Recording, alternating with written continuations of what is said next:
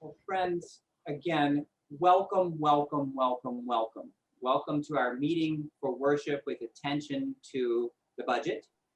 And after the year we've had, I just want to say out of worship in a preliminary way that aging in place doing this work, I abide in the faith that the same spirit that raised up our foremothers and forefathers is not through with us yet. I'm just going to, I'm in that energy, and I want to share that energy with you because it is a joy to have the opportunity to be among friends. So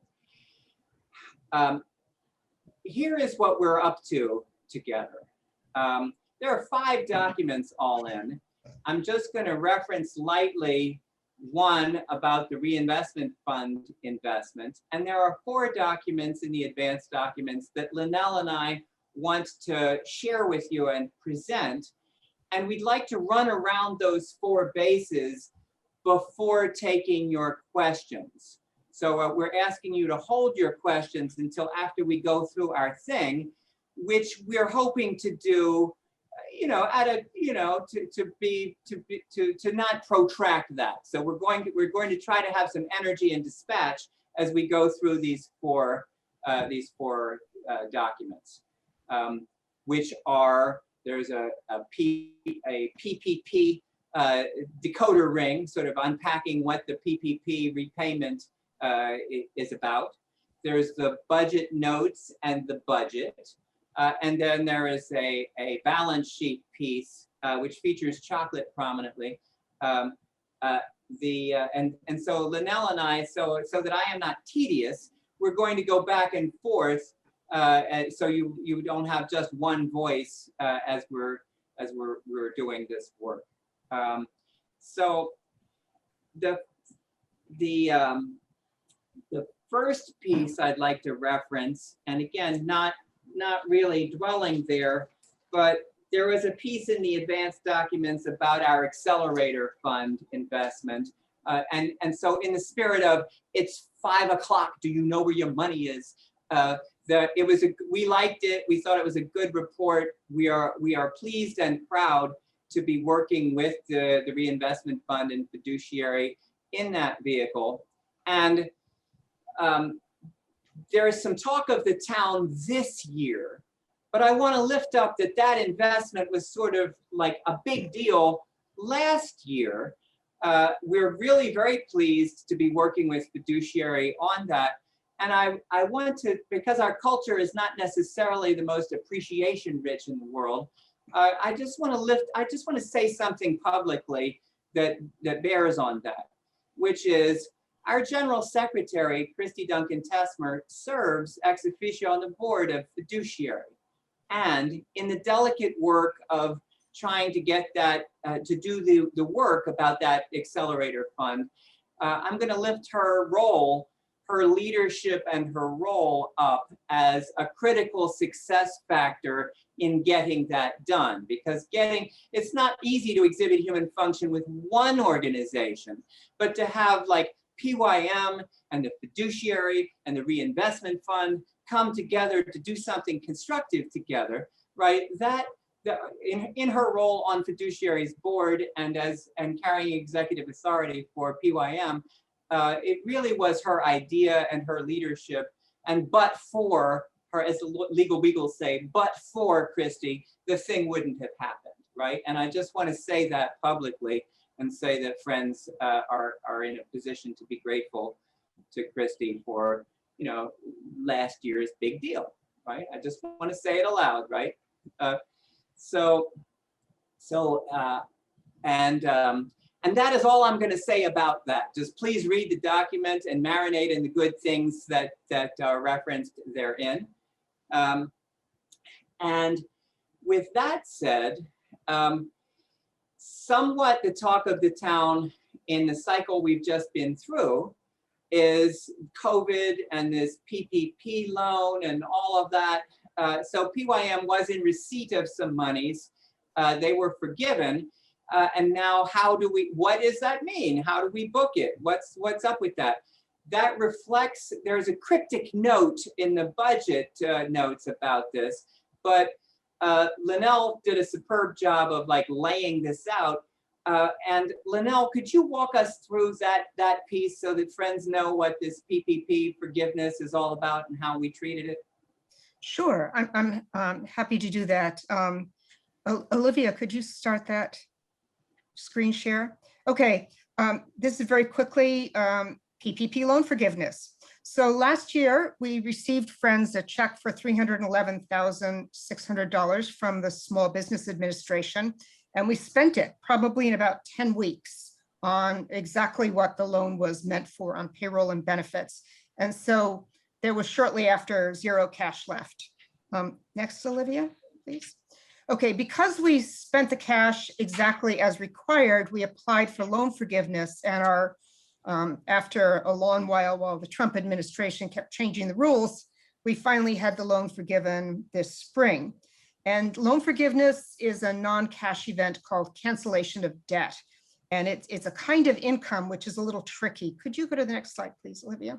Okay, so just as an example, if you have money of $2,000 and you owe $1,000, your net assets are $1,000. Simple enough. Next slide, please.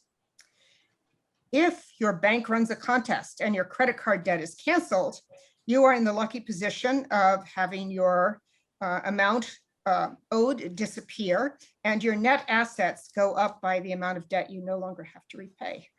Next slide.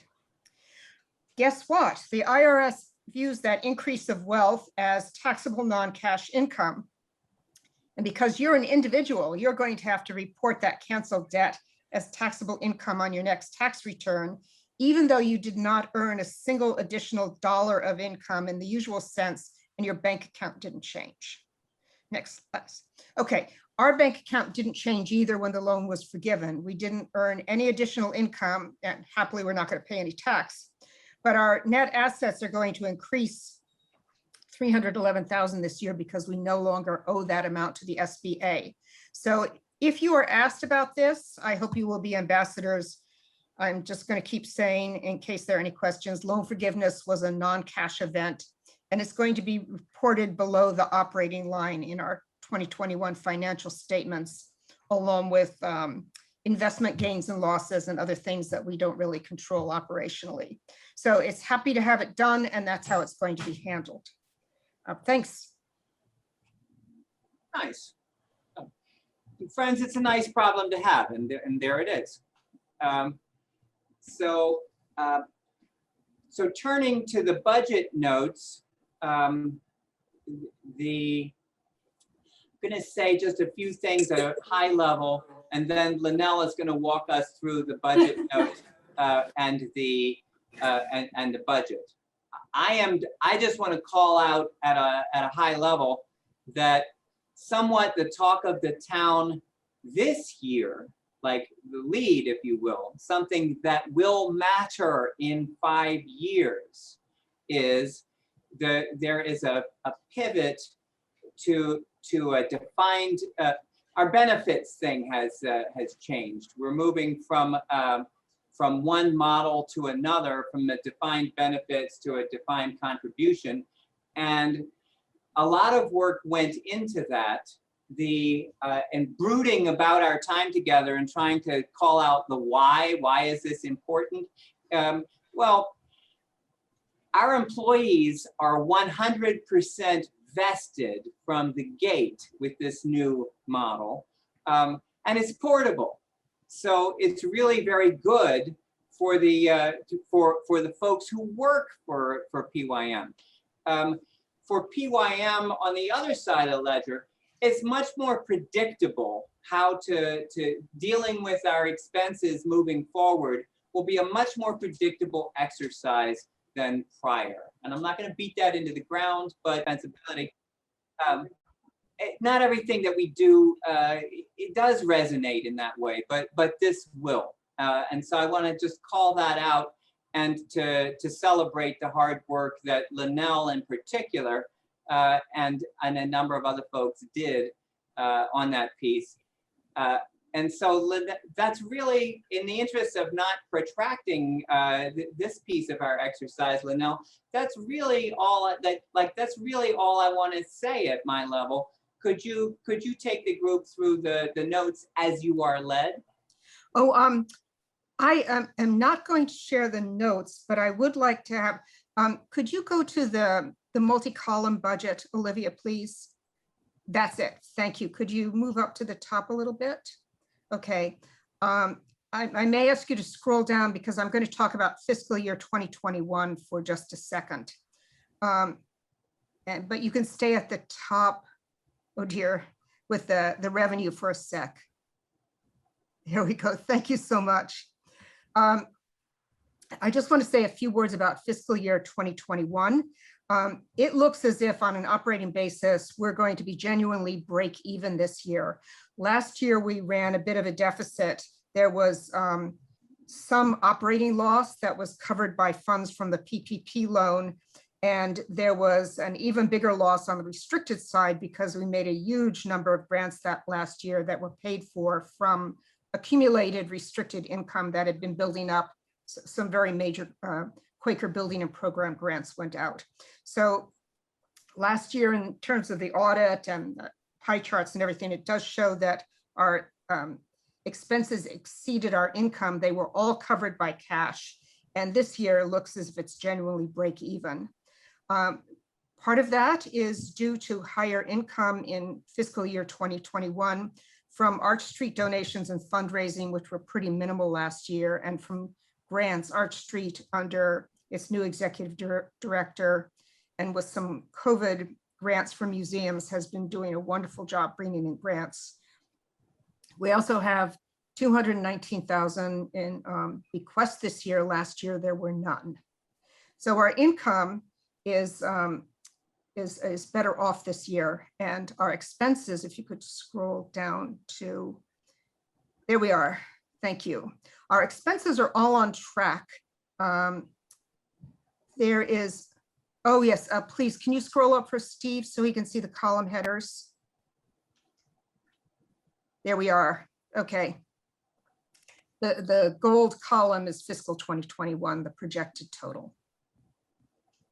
Okay, and the pink is without donor restrictions, blue is with donor, and green is total. Okay, if you could go down to the bottom of the gold column.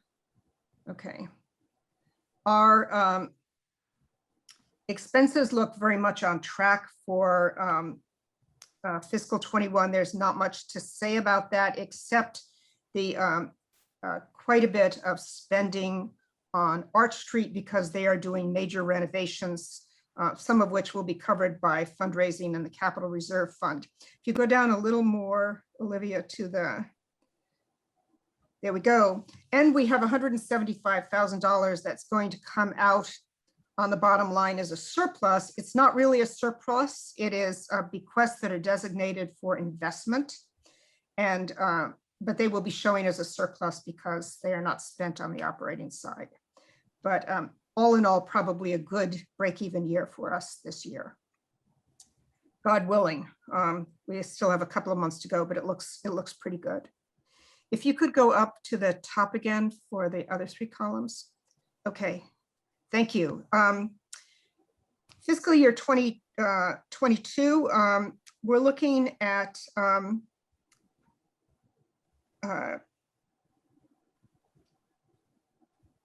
funds available as a smidgen lower than what we are likely to report in fiscal year 2021, because we expect a little lower fundraising at Arch Street just due to the fact that they finished a campaign for some additional renovations to the outside of the property, signs and outdoor exhibits.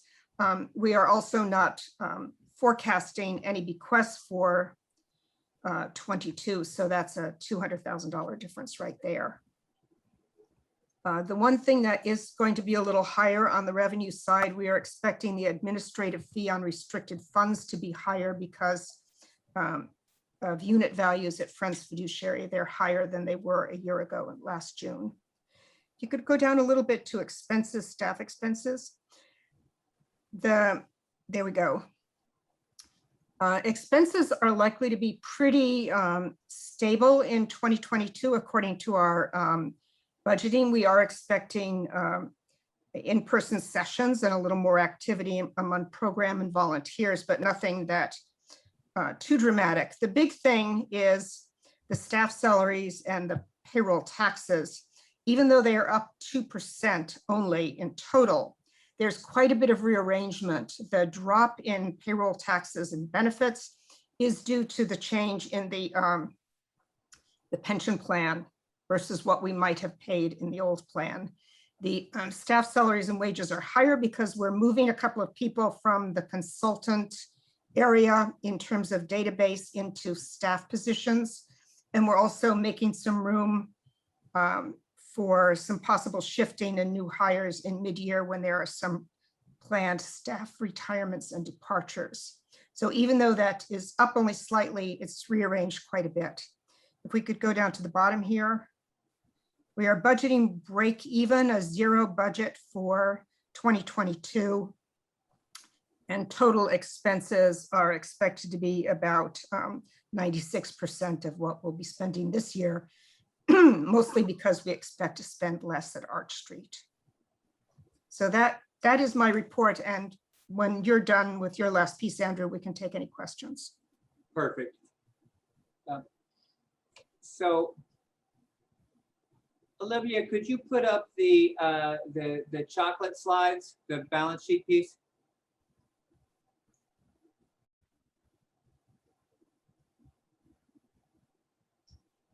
So again, we will return to the budget and questions about that.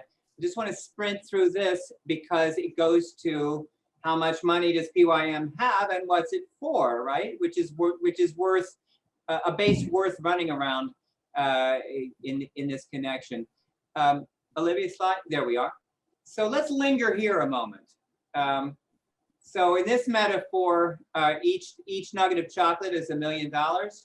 So there are 5 with no donor restrictions, 33 assets with donor restrictions, 29 held by others, 29 million, 4 in property, and there we have it. So those, it's just useful to know that these are the categories and to have some sense of the proportion here. Slide. So this is where we are with, this is PYM's cash. It does bear mention that there are separate accounts for restricted and non-restricted cash. Those who have been roaming around this space for a while will know the significance of that, and it's important that these two are distinguished in this way. And slide. So here we have operating and capital reserves with no donor restrictions. Slide. Funds with donor restrictions. Again, when you have an entity that goes on for centuries and people have the good taste to leave you assets when they shuffle off this mortal coil, and you compound interest for centuries, you can put a little by, and this is that. So we can designate or undesignate. Donors restrict, and they have. This money goes to a lot of granting, and there's granting and program work that is paid for with these assets. Slide. Funds held by others, i.e., in this metaphor, we get the income, but the assets are actually not titled to us. They might be held by Friends Fiduciary, they might be held by a third-party bank. We get the income, we are the so-called income beneficiary, but it's not the assets are not ours per se, they are for our benefit. Slide. This is property, book value of Arch Street, and our interest in Friends Center. Slide. This is the restricted taken all together. let's linger a moment and savor this. Right, that is restricted. Restricted. Slide. Andrew, is there any significance to using Hershey in light of Milton Hershey School's issues regarding restricted funds? No, although that is a hilarious and awesome question. Well, actually, we're going to direct that to Linnell later, because she has a darkly humorous sensibility, and there might be something going on there, which we'll unpack. These are our unrestricted funds, and the compare and contrast between these 5 nuggets and the prior slide is, as the legal beagles say, res ipse loquitur. The thing speaks for itself. Slide. There we are. The punchline of the joke. Olivia, thank you. We're good. We're good. Can you return to, well, actually, let's pause and look at each other. Let's hang out in this Hollywood Square Zoom room. And now is we have fulfilled our covenant to you. We ran around those 4 bases and presented what we had to present. Now for the most important part of our evening, which is responding to your questions. And we want to be of service and value in reference to what we just did. So questions for me or for that wise person next to me, Linnell? Tom. Thank you for your testimony here, Andrew. It's always a pleasure every year. I wanted to ask about how much of the funds of the $220,000 in bequests this past year were restricted on the same level, all of them? No, that is described in the notes. There's 44,000. That's the second part of a bequest to Arch Street that is restricted. There's also a bequest that will be restricted, is being restricted by the estate to the Legacy Fund, which is our memorial fund in honor of friends, and the remainder will go to unrestricted endowment. It is our policy that unrestricted bequests go there. A portion of that goes to the Membership Development Fund, but most of that money will go into unrestricted endowment. We've had that policy in place since about 2005. That's great. Thanks, Linnell. My other question was about the covenants. How can we increase those covenants? Oh gosh, I think from my conversations with treasurers and things, I know that many monthly meetings are struggling with their own membership issues and the loss of big donors to death, and a lot of meetings are struggling that way, and some are quite healthy and growing. The best thing that's happened, I think, is Friends Fiduciary's distribution has stabilized and started rising after many years when it was shrinking. Yeah. And so I think that is good for us and good for the income of the monthly meetings, who can't give to PYM what they don't have themselves. So between the Friends Fiduciary doing better and I think meetings coming out of COVID pretty well, the covenants have been pretty stable, and we're extremely grateful for that. We're not seeing, despite the pandemic, a large fall off in meeting contributions. But how to make them go up, I think just encouraging a sense of connection and a sense that PYM is worth supporting is the best thing. Well, I'm going to increase my annual donation this year. Ooh, thank you. That should help. Thank you so much. Got it, Grace? I'm smiling here. Yeah, and I'm going to try to get after the meetings in Abington Quarter, because I'm the treasurer. Oh, good. To increase the covenant. See what we can do, because everybody's coming out of it now. Yeah.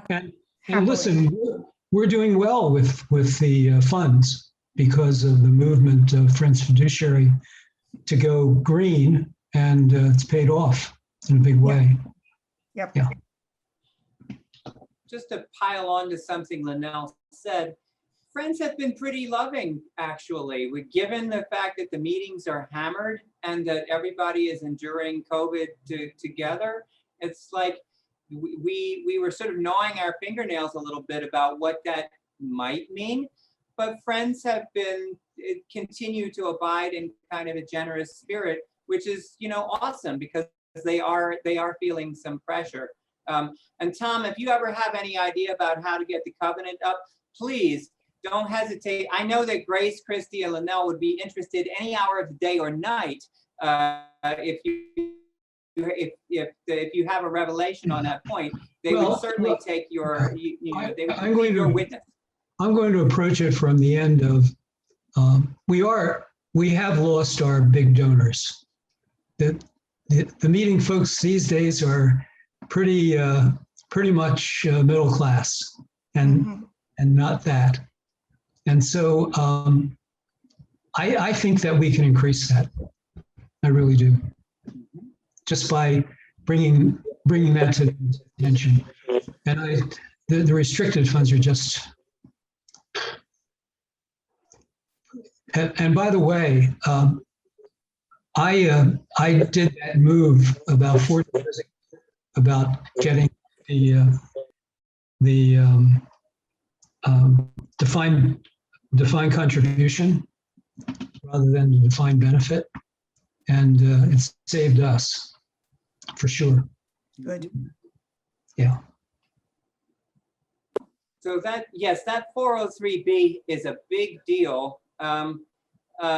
The only down thing is that if people don't have the money, they get more inclined to spend their retirement funds. That was a bummer. Linnell or Christy, is there more to be said? Is there more to be said about that subset, like how your colleagues are receiving the shift? How is that? Like, I've been shaking pom-poms, but like, what is it like? What is your life like on the ground? How is that? It went into effect at the beginning of July, and it was almost a non-event at that point. There had been a lot of talking about it going up to that point and answering of questions, but by the time it actually happened, it was just an administrative thing that happened, and I didn't hear anything specifically from people mostly about it then.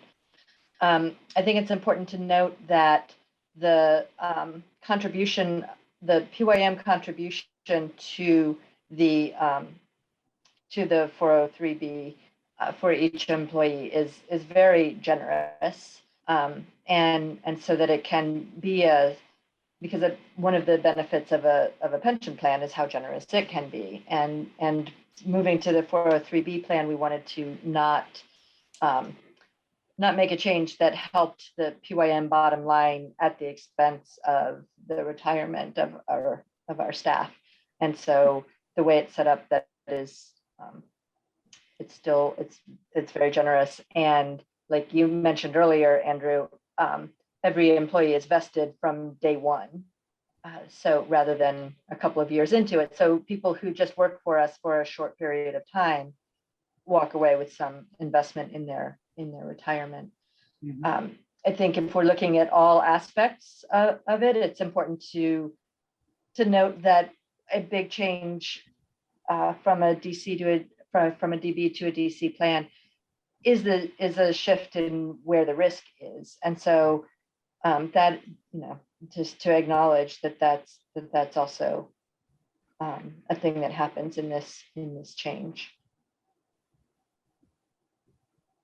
But we do have a partner. Our actuarial firm, Conrad Siegel, also has a pension side for 403B plans, and they're very generous with employee education and counseling. I mean, people can talk to a human being and get investment and retirement planning advice anytime. So we're hoping that Training will and help.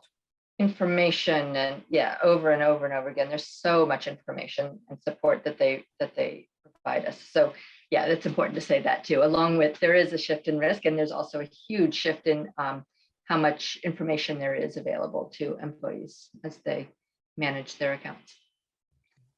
And I was sort of beating that 100% vested and like portable thing, sort of beating that into the ground.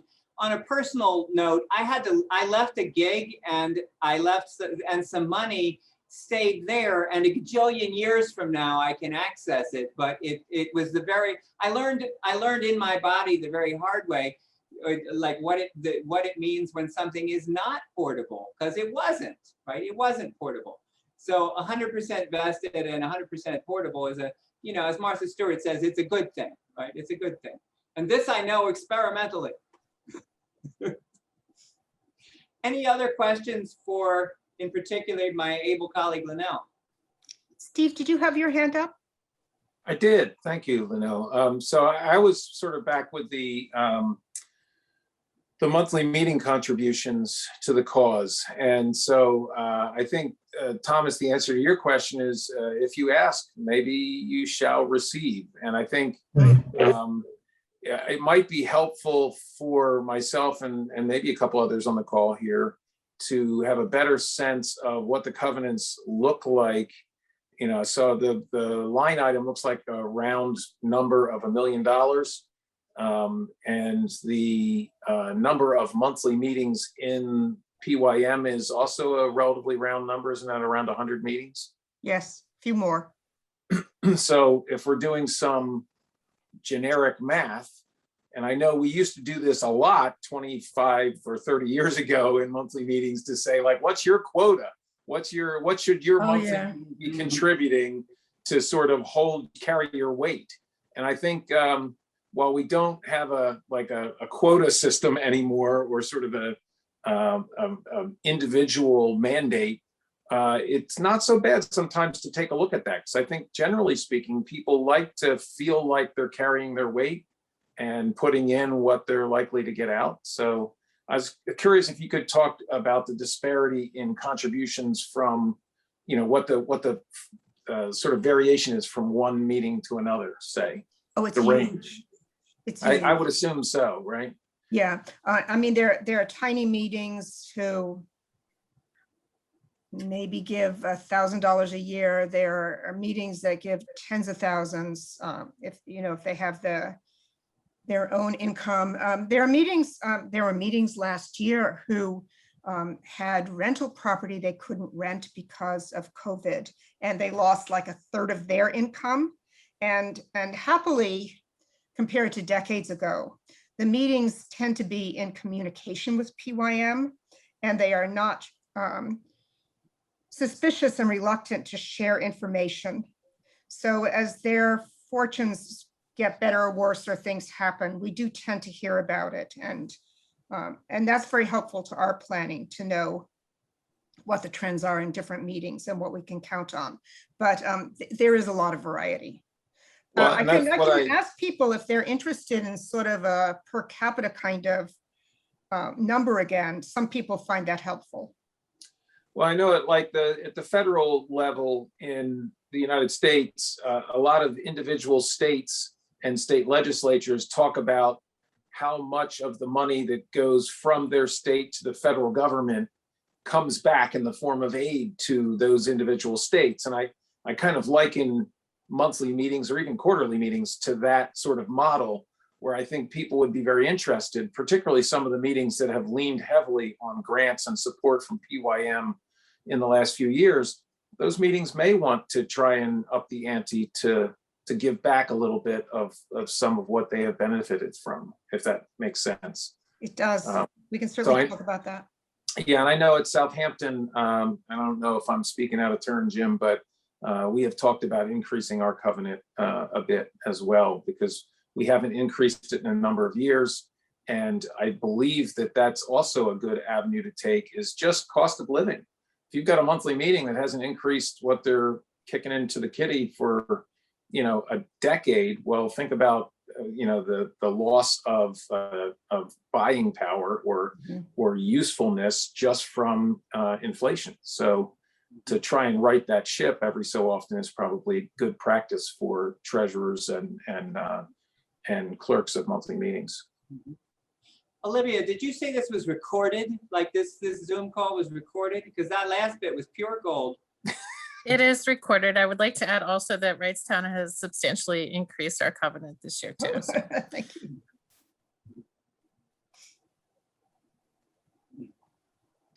you. I do have another question about the Quaker buildings and programs and the amount of money that was spent. I know that most of that money is kind of restricted to retirement communities and nursing homes.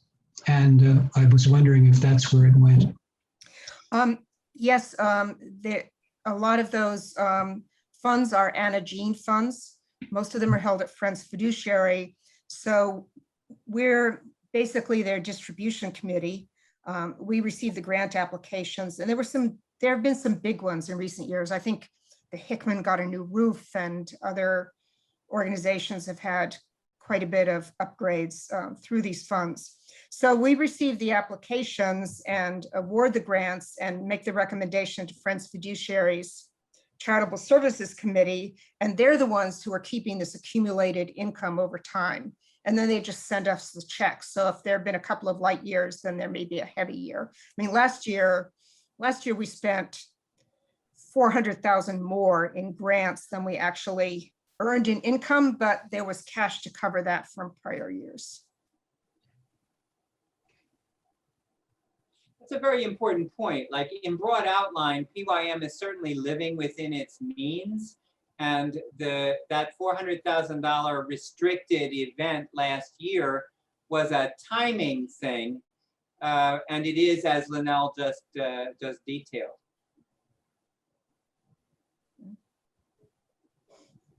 Well, I think too, true, as I mentioned earlier, the living within your means component of this, as it pertains to restricted funds. I used to tell the story. I don't know how true it is today, but I know 20 years ago, it was very true that there was a restricted fund at PYM for the use of boarding your horse when you came to PYM for meeting. And that, at some point, people stopped riding their horse to PYM. And then what do you do with that money? It's restricted for that purpose.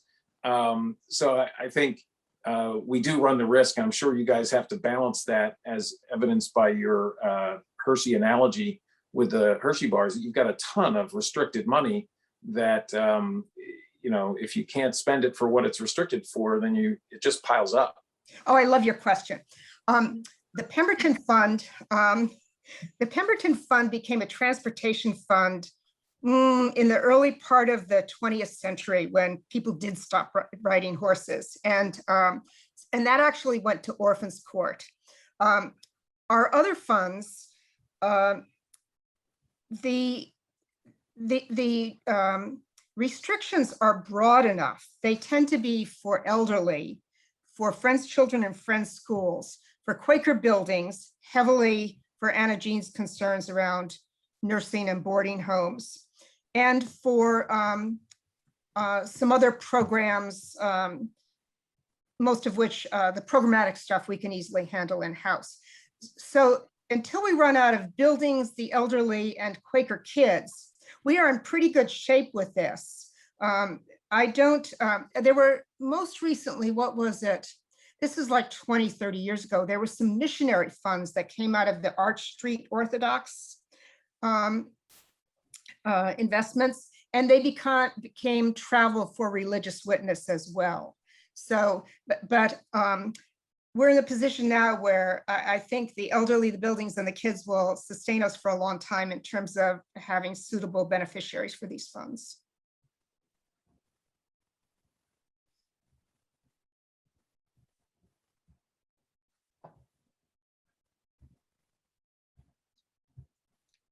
Sarah.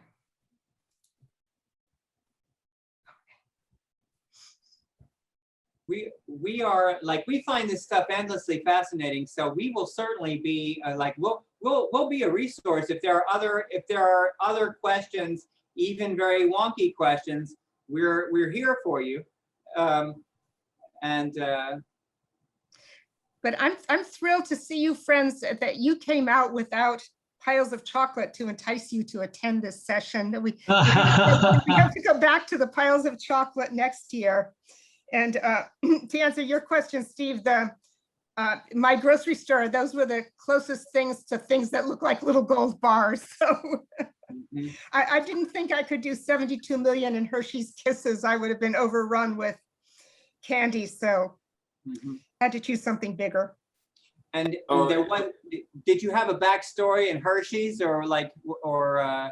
No, I am also a financial advisor that deals with, investments and curiously enough, 403Bs and plans for employers. And so I could also talk endlessly about this stuff. So as you were talking about the conversion to 403B, I was like, because otherwise this would be a 12-hour meeting and you already had all that, right? So, but yeah, no, I appreciate the insight. It's helpful. Glad I logged in. Good.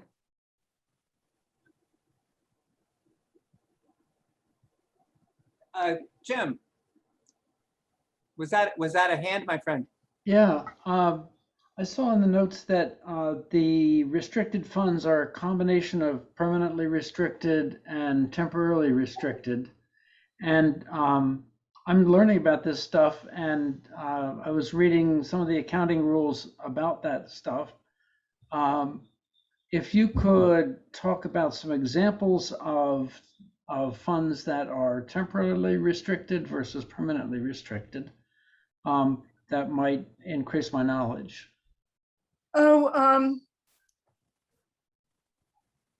Temporarily restricted for the funds with donor restrictions usually is, it's more a technical thing than it applies to PYM, because it's usually something where there's a condition that's going to be fulfilled, like a gift to a building fund or something like that. So for example, these gifts that just came in for Arch Street were restricted to renovation and repairs. So they're going to be spent on the activity that's going there now, rather than invested. And they'll be very carefully tracked and spent. But most of our funds are there's kind of a perpetual restriction on them. And but that's the technical definition, that a restriction can be both, or not both, but either permanent or temporary, but we don't have very many of the temporary ones. Do you find it a matter of trust, that people want to restrict their money to certain things rather than simply give it to the entity? I feel it's often a matter of their sense of mission, where they want to see their money do some good, and often having something that concrete they can think about, like education funds or building funds. There's an appeal to that. Maybe Grace could say a few more, but historically, most of our, there are a number of unrestricted bequests, but they tend to be on the smaller side compared to some of the huge legacy donations that form some of these funds from Anna Jeans and others. So I think the short answer is that it's all over the map, and it depends on the individual donor. And the donors that I talk with about for their estate plans, they have all sorts of thoughts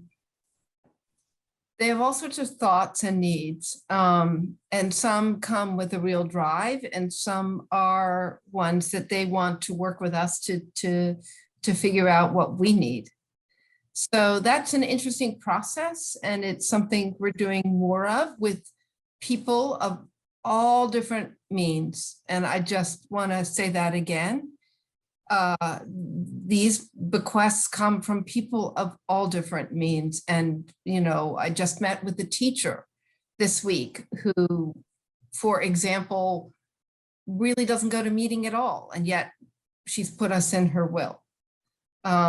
So there are many different types of people, and it's a conversation. I don't know if that answers the question. Yeah, I know I was always pushing the non-restricted Mm, request, and we had a lot of them. Not, I'm talking about a different entity, but always put in that word. Helps. I was being a little breezy when I said if you compound interest for centuries, you can put a little by, but it is the case that PYM has been around for a bit, right? And so some of these restricted funds are, we're dealing with several generations of different sensibilities on the point. It's a nice problem to have, but so we're looking at just a whole attic full of folks' priorities over some centuries, really. So, Grace, do you have more to say? Like you are like we're visiting this space, but you live there. Like what leaps up for you in terms of people's energy today in this culture of philanthropy today on the restricted, unrestricted thing? I've been surprised that people aren't keener to tie everything up.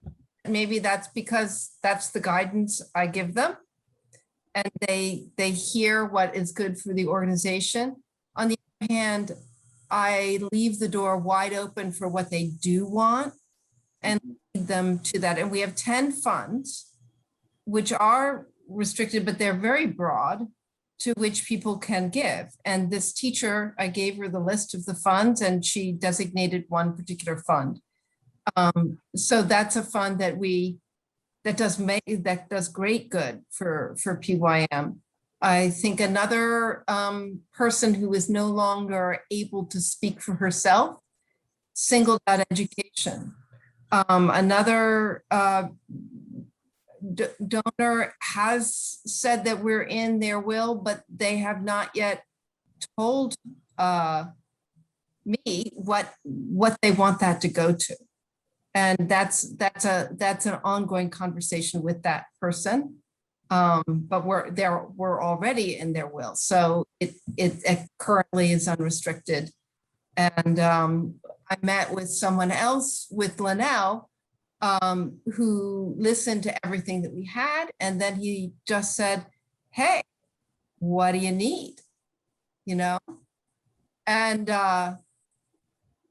it's amazing how generous people are. And it's part of what I think the legacy fund too has been a door into conversations that we would never have had otherwise. In that people can make a relatively modest gift of $1,100 and $250 and create a legacy gift in that person's name. And then they get interested in what we're doing and they get interested in following us. And the idea is that they can do more. This is just the third year that the legacy fund has existed and up some steam and doing well. It's because otherwise, when people contribute, unless they contribute $500,000, there isn't a name associated with it. And in the legacy fund, you can like sort of see it grow, but also you can have your own name or the name of someone that you want to honor in some way attached to it in that fund. And Grace started that a couple years ago. Yeah, as an example, there's a donor who we are contingency beneficiaries, and so if the person who is in there before us doesn't need the funds, we could get quite a lot of money. But that donor wanted to immediately establish something, and so made a legacy fund gift named for a particular person in his life that meant a lot to him. I also think that this is an opportunity for Quaker history to be told every day and in multiple ways. So. Because Grace captures not only the person's name, but a story about them. Sure. So that gets associated with the fund as well. And so the story can keep being told.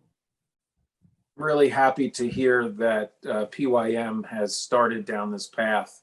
I can't tell you how many clients I talk to that when we come to the conversation of leaving a legacy, that becomes a real conversation point for them. And you're absolutely on point, Grace. There's a lot of people that just have the presumption that unless they've got $500,000 or something to drop, that their money's not going to be a permanent part of anything real and substantive. And so I think that's really good. And it sort of dovetails with the point that Andrew was making earlier about compound interest and investments over time, long periods of time. And it reminds me of Ben Franklin, whom some of you may know left a sizable amount of money in his estate, specifically in a trust for the purposes of growing it over a long period of time. I believe it was a 100-year trust. And so when that trust had matured, he was going to give a whole bunch of money to the city of Philadelphia and a whole bunch of money to some other organization. By the time it matured, it had grown exponentially to the, today's dollars would have been like several $billion. And they ended up using half of that money to build the Franklin Institute. And so you think about like, that's some serious weight in an investment that while it was sizable at the time of Franklin's death, it wasn't anywhere close. I think Ben Franklin wouldn't have been able to fathom being able to build that building and also fund a whole bunch of ridiculous city projects that the city squandered money on. But the Franklin Institute was great. And so, yeah. And so being an organization that's been around for so long, you have the opportunity to think in terms of centuries rather than in terms of lifetimes. Mm-hmm. So go you guys. Thank you. Grace, since we're blessed to have you on the call, can I put you on the spot by asking you to tell the story again of like the legacy fund is a thing. It's a great thing and an accomplishment. Could you just share with the rest of the class what is this thing called the legacy fund, and why does it matter? Well, it came about because when I started in this job, I thought, $500,000 and you can put your name with a gift. That doesn't feel like us. What felt like us was more like anybody can put their name with a gift in a meaningful way. And then I looked at some of our donors who only give, a little bit each year, but they might want to make that gift last forever. So that's the low amount of the legacy fund. And of course, it can go all the way up to $500,000. You can go as much as you want. And that's another thing that's really nice about it. It's anonymous and it's equal. It's the public facing piece is equal and everyone gets their story told. And on the other hand, to the individuals, it's incredibly meaningful to have these stories out there. So they get a news piece about the gift, and then they get featured in the annual report. So we have had basically about 4 every year, and one person who reached his 100th birthday this year in our meeting was asked, "What do you want for your birthday?" And he said, "I want everyone to give to PYM." And so everyone made a gift, and we had enough for a legacy fund gift in his name. And, he died, I guess, about 3 months later. But his story, and he was a scientist, his story is up there forever. So I'm not sure if that did the trick, Andrew, but that's what it is. Just to be clear though, Grace, there is no cap on donations, right? So if somebody wanted to give 50 million, that would be okay, right? That would be, we would take that happily. All right, just Happily. checking. Yeah. And unless you want to restrict it to care and feeding of horses.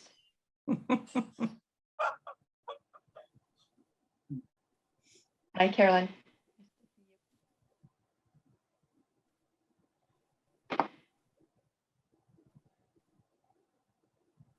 Other questions, friends?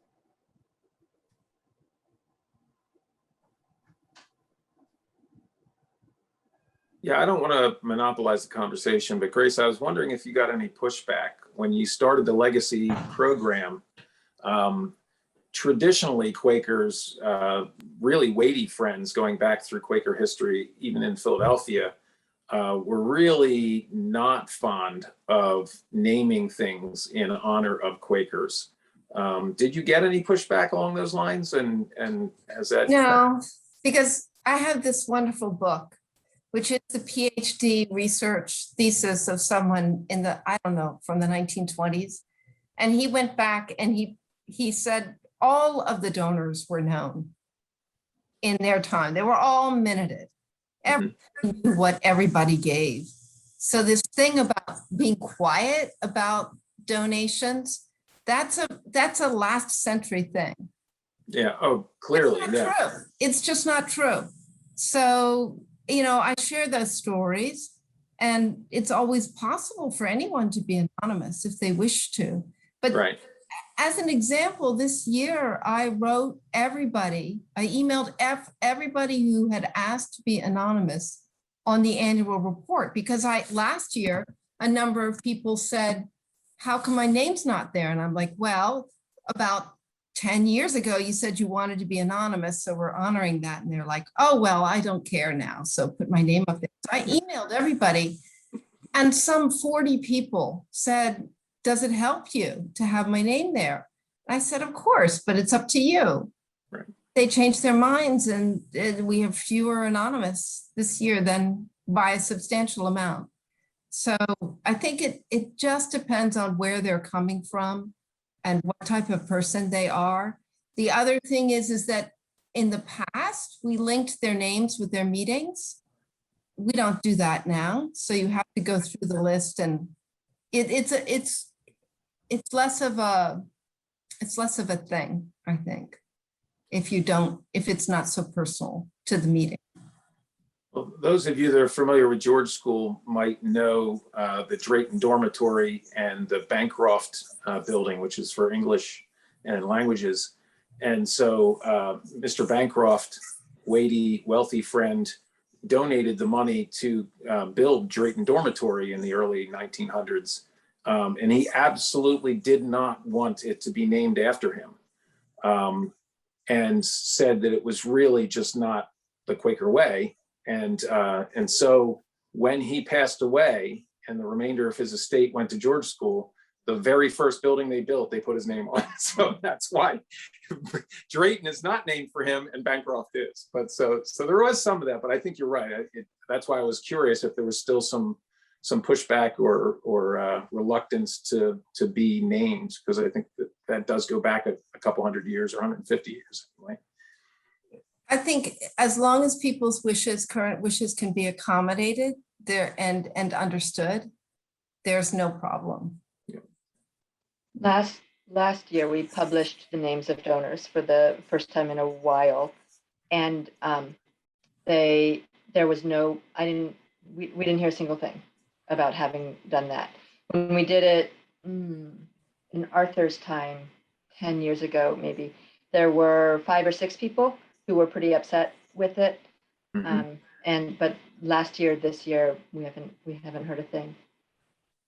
We publicized it endlessly on every single appeal, and the opportunity to be anonymous. So we were transparent well in advance of doing it. And I also think that making a big deal about it is not what we're doing. We're just simply letting people know who gave, and they have a right to know. People have a right to know who gave if they want to know. So it didn't feel very transparent not to release the name. It felt kind of like, what are we hiding? You know, if anyone who gives $1 to whatever amount is listed in the same way, what are we hiding? Right. Nothing. the first thing that anybody who is involved in an organization does with the annual report is go right to the donors thing and look at their name. First thing. Mhm. So Grace, are you finding, and it sounded from Christie's description like the pendulum is swinging away from the secret society of friends model to something that's a little, less tense on the point. Is that your lived experience, Grace? Or people kind of at PYM, the schools are there, but like is PYM mellowing out on this point, or like how is that going? I think it has to do with a sense of fairness and a perception of power. The fact that we can say we have funds that people can give to and get their name published with any size gift appeals to people's sense of fairness. I think that I make it a practice whenever I'm doing an event that is with donors, I don't focus just on the major donors. I invite a range of donors. And I look at each donor differently according to who they are and not according to what they're given. I don't feel I know what somebody's going to give. I really don't. And I know what they have given, but they could make a very different gift in the future. So I treat all donors equally, and I feel like all donors have stories, and I feel like all of them care. Everybody cares. Even that person. Today, I spent a lot of time on emails back and forth with two people who are non-donors or who haven't donated for a long time, just talking with them by email. One was 102 years old. Wow. Yeah, she was awesome. She was just awesome. So, Talked your ear off, right? no, she did not. She did not. She was very concise. And I think it's just having that relationship with people and that joy in relationship and what their concerns. The other person I was talking to, said my income has never been high enough for me to have any tax consequences really from it. So I live very modestly and I have a very modest income, and maybe I could give $10. And I'm like, great, that's wonderful, But I didn't stop emailing her just because she said that. I kept the conversation going for as long as she wanted it to. So I feel like I'm not in it for the size of the gift. I'm in it for the sense of fellowship, society of friends. And that's the bottom line. And I think people feel it.